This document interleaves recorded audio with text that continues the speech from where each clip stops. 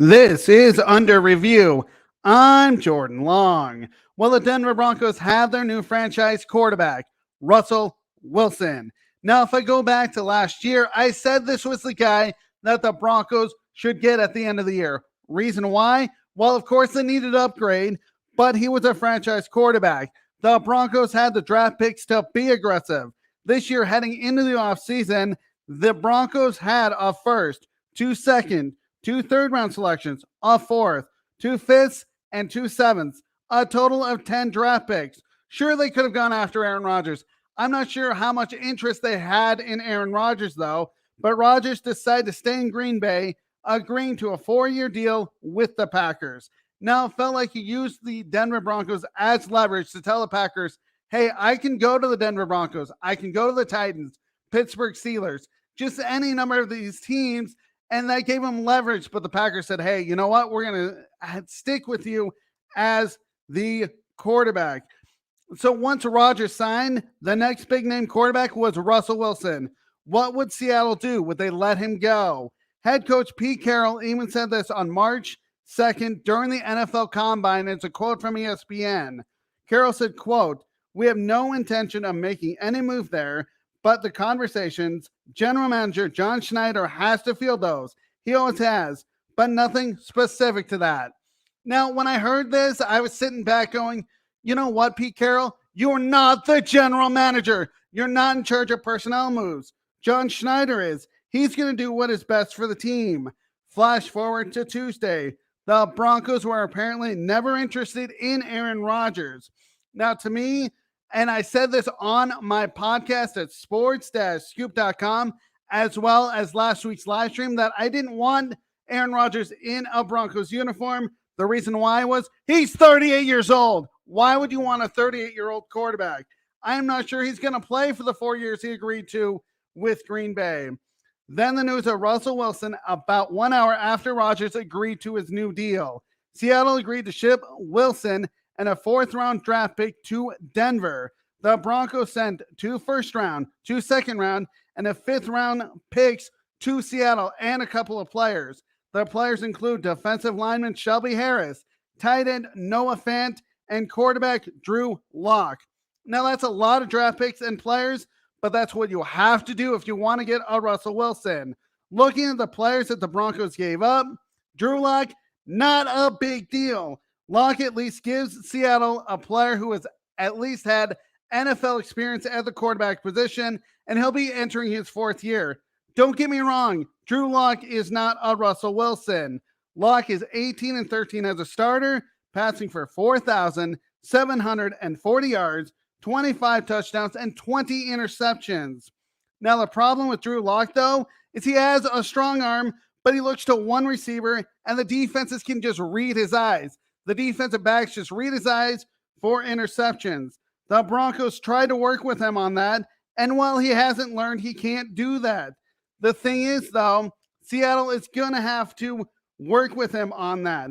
As of right now, though, Lock is the starter, and he needs to learn to use his checkdowns. The only quarterback that is on the Seattle roster besides Drew Lock is Jacob Eason. He has 5 career passes in the NFL. So really, if you look at it right now, Lock beats him out. I'm sure Seattle's going to work with Drew Lock and try to have him become a better NFL quarterback. As of right now, though, he is the Seattle starter. Noah Fant, though, not a big loss at tight end. The Broncos were anticipating that Noah Fant would be like a Travis Kelce or George Kittle. What I mean by that is a big tight end who would catch the football and make plays for the Broncos, but it never happened. He was productive with 170 catches for 1,905 yards and 10 touchdowns. So Noah Fant produced with 170 catches for 1,905 yards and 10 touchdowns. There were games where Noah Fant, where he just disappeared. I don't know where Fant went, but he disappeared. The other problem with Fant is he can't run block or pass block. I am fine with letting him go. The guy I was really unhappy to see go was Shelby Harris. Now, this is a lineman who can put pressure to take down the quarterback, play and run defense, and knock the football down when it's passed. Harris totaled 22.5 sacks, 3 forced fumbles, and 25 passes defended in his career. The truth is, Seattle got a pretty good defensive player. So good job with Seattle to get a good defensive lineman. Congratulations. As for the Broncos, though, they needed to upgrade the quarterback position. Again, on the show and my podcast at sports-scoop.com, I have said time and time again that the Broncos needed to improve the quarterback position. Here are the quarterbacks that have played for the Denver Broncos since they won Super Bowl 50 with Peyton Manning, which was on February 7th, 2016. These are guys that actually started a game. Trevor Siemian, Paxton Lynch, Brock Osweiler, Case Keenum, Joe Flacco, Drew Lock, Brandon Allen, Jeff Driscoll, Brett Ripien, Teddy Bridgewater, and Kendall Hinton. Now, Kendall Hinton isn't a quarterback, but a Broncos wide receiver. He had to start week 12 of the 2020 season because all of the Broncos quarterbacks at the time were out due to close contact due to COVID-19. Anyway, none of these guys were the franchise quarterback. With Wilson, they have a franchise quarterback, and Wilson is a winner. Wilson's overall record in the NFL is 104, 53, and 1 tie. He took Seattle to the playoffs 8 times. Since winning Super Bowl 50, the Broncos haven't even sniffed the playoffs. Wilson, of course, took Seattle to Super Bowl 48 and 49. Looking at his passing stats, Wilson has passed for 37,059 yards and 292 touchdowns. The best thing about Wilson is he will look at all his receivers. He doesn't go for just one. He will not throw into double coverage too, with 87 interceptions. Now, the best part about Russell Wilson is the fact he can run around in the pocket to buy time to throw the football, and that'll leave his receivers open because defensive backs cannot cover. When he does that, it's hard for defensive backs to cover the receivers. Somebody will be open for Wilson. He can also run the ball and slide outside the pocket for first downs and touchdowns. Wilson has ran for 4,689 yards and 23 touchdowns. Wilson has receivers he can trust in Denver. Now, the receivers are Tim Patrick, Jerry Jeudy, Cortland Sutton, and tight end Albert O. Of course, the Broncos will run the football with Javonte Williams, which will make Wilson's job even easier. Williams can also catch passes out of the backfield. Now the Broncos have their franchise quarterback.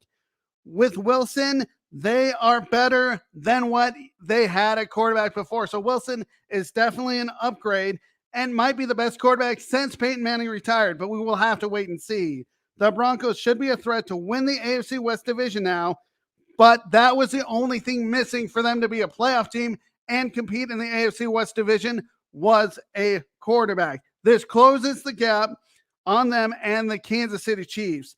Now, of course, this won't be official until March 16th, and that's the start of the 2022 league year. That's also when free agency starts. So March 16th is when free agency starts, but the Broncos are in better position to end their playoff drought.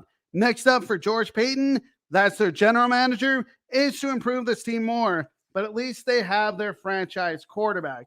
Now we're going to stay in the NFL with Carson Wentz. Now, Wentz was traded from the Colts to the Washington Commanders. Wentz only had 1 year in Indy. The thing is, though, Indy had a chance to make the playoffs in week 18, and unfortunately, they didn't win. They were 9-7 at the time. Unfortunately, though, like I just said, they didn't win. They lost to the Jacksonville Jaguars 26-11.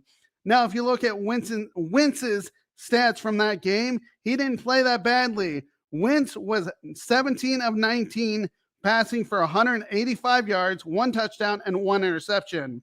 The problem was Carson Wentz was holding onto the football way too long, and his line really didn't protect him.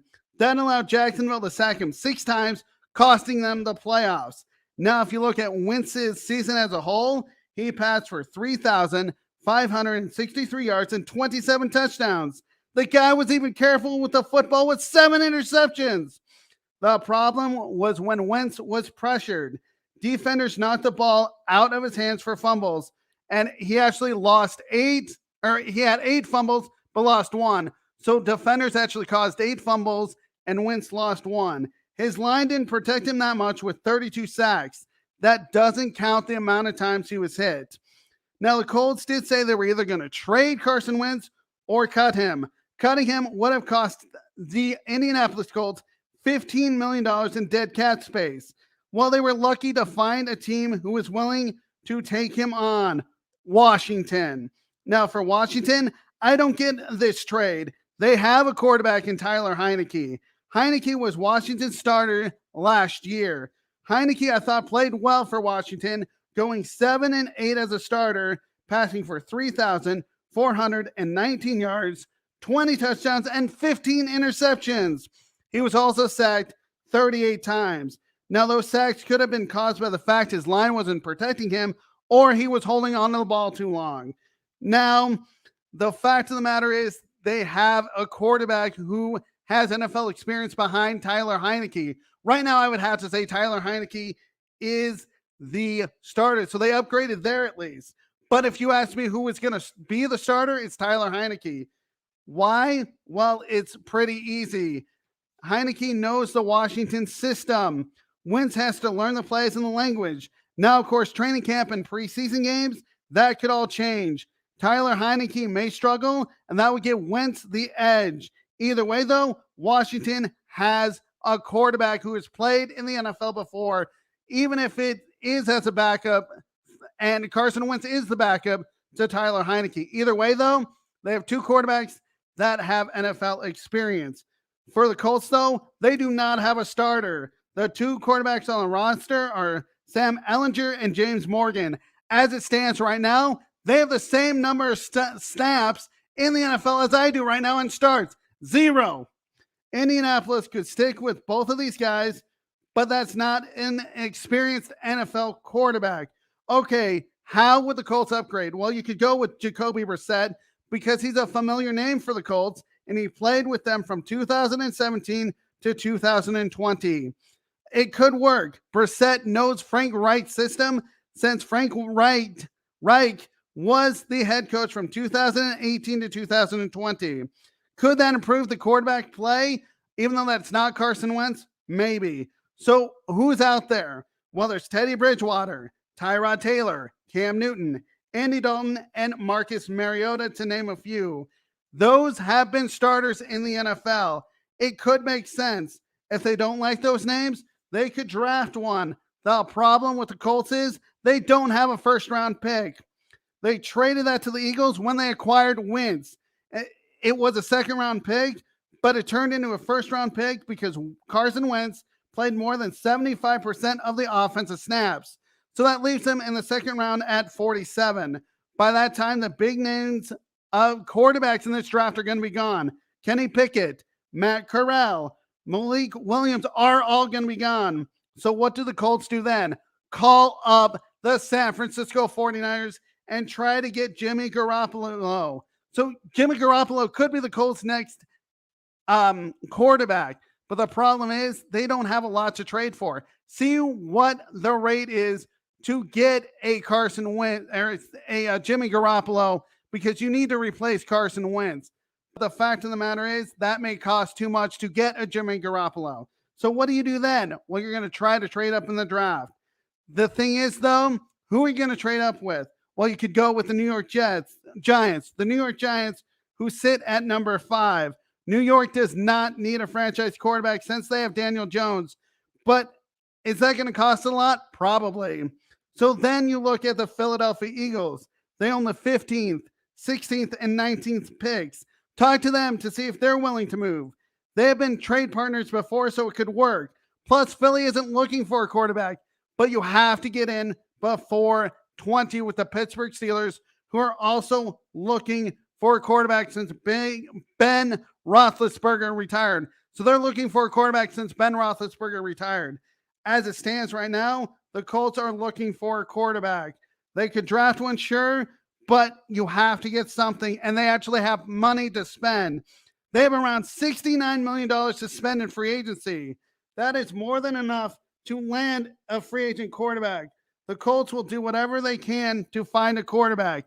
They would love nothing more than to go back to the NFL playoffs. The last time they made the NFL postseason was 2020, but they lost in the wild card round. Indy would love nothing more than to build a Super Bowl roster. It has to start with the quarterback position, but free agency, like I said in this live stream, it starts March 16th. That will tell us more about their plan. Now we're going to shift to the Major League Baseball. Now we know that Major League Baseball's lockout is over, but I'm not here to talk about that. Now, if you remember, on February 1st, 2021, one of the most surprising trades in Rockies history happened. They traded all-star third baseman Nolan Arenado and $50 million to St. Louis for left-handed pitcher Austin Gomber, Tony Lucy, and also a pitcher, as well as Jake Summers, who's also a pitcher. They also got back infielder Mato Gil, Alegres Montero. A year later, let's see how these players that the Rockies acquired are doing. We will start with the pitchers. Of course, Austin Gomber, Tony Lucy, and Jake Summers. First, Austin Gomber. He's the only player to make it to Major League Baseball. In fact, he was part of the Rockies rotation, going 9-9 last year with an ERA of 4.53, striking out 113. He was a big part of the rotation until he was shut down on September 5th with back injury. Basically, back injury. I think he had surgery on it, but it ended his season. Tony Lucy was in Single A in Fresno, which is the lower of the Single A teams for the Colorado Rockies. He was a starter and spent time in the bullpen. He was 3-0 with an ERA of 3.34. Lucy struck out 80 while walking 40. Not a bad season for Lucy. Now it will be a while until he actually hits the majors, but it's promising. Jake Summers was in High A Spokane. He was okay with a record of 3-2 and an ERA of 5.59, which is a little high. He also totaled 51 strikeouts. Now on to the infielders. Mato Gil was in Single A last year with Fresno. At the plate, he hit .249 with 9 home runs and 56 RBIs. He still has a long ways to reach the majors. In the infield, he was used at second base and third. At second base, he was better at that position with 2 errors, and he was there at 32 games. So he was placed at the position 32 games and had 2 errors. Gil was at third for 39 games, but made 8 errors, far too many. He still has a chance to work on his fielding. As for Alegres Montero, he's the closest one besides Gomber to make it to Major League Baseball. He was with Hartford and Albuquerque. Hartford is Double-A, and he appeared in 92 games with 323 plate appearances, and he hit .29 with 22 home runs and collecting 69 RBIs. At Hartford, he was placed at first base for 40 games and made 4 errors. Montero finished the year in Triple-A with Albuquerque. He hit .278 in 108 at-bats with 6 home runs and 17 RBIs. When it came to fielding at Albuquerque, he was at first base for 9 games and had 1 error. It wouldn't be surprising whenever the season starts for the Colorado Rockies that Montero could be a late season call-up. He is showing promise in the minors, so why not call him up to see what he has? Basically, what I'm saying is what the Rockies got back for Arenado will not be known for some time because a lot of these guys haven't made the major leagues. Who knows how many players besides Gomber will earn the right to play with the Colorado Rockies. Now we're going to finish with the Denver Nuggets. So the Denver Nuggets really don't have a rivalry with anybody. The thing is, though, is they had one that was close in 2004 with the Minnesota Timberwolves. That was the last time they saw each other in the postseason. Neither one was enjoying playing against each other. Unfortunately, after that, the Nuggets haven't seen Minnesota in the postseason. Since 2004, Minnesota has earned a playoff spot once, 2018. So since 2004, one playoff one playoff appearance for the Minnesota Timberwolves. And actually, what was interesting, they had to beat the Denver Nuggets in 2018 to earn that playoff spot. They beat the Denver Nuggets 112-106 in game 82. Actually, that went into overtime. Otherwise, Minnesota hasn't been that great. On the other hand, since 2004, the Denver Nuggets earned a playoff berth 12 times. When they played the Spurs in 2005 and 2007, it felt it was the start of something. The Spurs handed the Nuggets losses in both of those series in 5 games. After that, nothing really happened. Sure, those games have been competitive since then, but nothing to the rivalry level. One could argue the Lakers are the Nuggets' rival. Why? The Nuggets have seen the Lakers a lot in recent years in the playoffs. With the Lakers winning the series in 2008, they swept the Nuggets in the first round. 2009, knocked the Nuggets off in 6 games in the Western Conference Finals. 2012, beat the Nuggets in 7 games in the first round. If you go back to 2009, when they knocked off the Nuggets in the Western Conference Finals, I really felt that was the Nuggets team that should have won the NBA championship had they knocked off the Lakers. In 2020, the Lakers knocked off the Denver Nuggets in 5 games in the bubble. That is probably the closest that the Nuggets have in terms of a rivalry. The difficulty is, though, the Nuggets don't see the Lakers as much in the regular season. Their playoff series have been competitive, but I wouldn't call it a rivalry. The closest that the Nuggets have to a rivalry is probably the Utah Jazz. The Jazz are in the Nuggets division, the Northwest Division. Salt Lake City and Denver are only 534 miles from each other. That's pretty close. The Nuggets and the Jazz seem to always have great games. When Jamal Murray is healthy, there will be battles with Donovan Mitchell. Those are the best 2 players on each team, although you could argue for the Nuggets it's Nikola Jokic. Plus, both Donovan Mitchell and Jamal Murray want to perform at a high level against each other. Plus, both of these teams are always eyeing playoff position. It doesn't matter the seed or who is ahead of the other. All that matters is we have some great basketball games. I understand that isn't a traditional rivalry, and the fact that both sides can't stand each other. We really don't mind the Utah Jazz, and the Utah Jazz don't really mind us. You need to have that in basketball where both sides can't stand each other, and we don't have that yet. The point of this is that these 2 teams will fight hard against each other, and especially since the Nuggets are going to have great players with Nikola Jokic and Jamal Murray, and if you look at the Utah Jazz, they have Donovan Mitchell, Mike Conley, and Rudy Gobert, and it's going to be kind of a rivalry. So I'm going to say that the Utah Jazz is the closest that the Nuggets have as a rival. Both teams want to win. That is probably the closest the Nuggets have. Both of them and the way that they have drafted and trades will be part of the playoffs for years to come. In order for it to become an even bigger rivalry, the Jazz and the Nuggets need to face each other in the playoffs. First round is great, but you need to see the Jazz in the second or the third round, which would be the Western Conference Finals. As we sit here today, the Nuggets' closest rivalry is the Utah Jazz. That could all change, but the Nuggets really don't have a huge basketball rivalry, but the Jazz may make it that way. And I'm curious what you think, who the biggest rival is for the Denver Nuggets. I'm Jordan Long. This has been Under Review. Follow me on Twitter at SportsScoop1 and read my blog that I write Mondays through Thursdays with podcasts on Fridays at sports-scoop.com. This has been a Sideline Sports production.